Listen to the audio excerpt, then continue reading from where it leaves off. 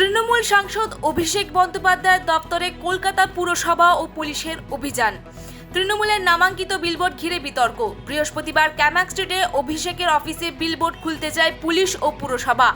Gas cutter নিয়ে ক্যামাক স্ট্রিটে উপস্থিত হয় পুলিশ ও পুরসভা। এই নিয়ে অভিষেকের সঙ্গে পুরকর্মীদের বিস্তর বাক্য বিনিময় চলে ও উত্তেজনা ছড়ায়। অভিযোগ, অবৈধভাবে বিলবোর্ড লাগানো হয়েছে ক্যামাক স্ট্রিটের দফতরে।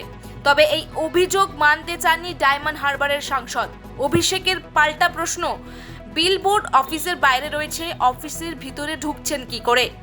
একে ব্যক্তিগত সম্পত্তিতে অবৈধ হস্তক্ষেপ বলে অভিযোগ করেন অভিষেক। বিলবোর্ড খোলার বিষয়ে বিকেলেই কলকাতা হাইকোর্টের দ্বারস্থ হন তিনি। কোন পার্টি কোথায় বিলবোর্ড লাগাবে?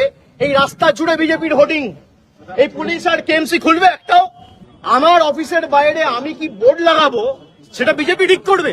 শেষে কেএমসি কে মদত দিচ্ছিল যে আপনারা ঢুকে পড়ুন। কেএমসির যা তাগিদ তার থেকে পুলিশের তাগিদ বেশি।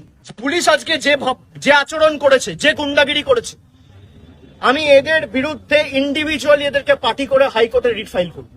সংবিধান মেনে সবাইকে কাজ করতে হবে। আজকে যেই হাতে নাতে ধরেছে অর্ডার নিয়ে এখন ছুটে গেছে, অর্ডার সংশোধন করে আনবে।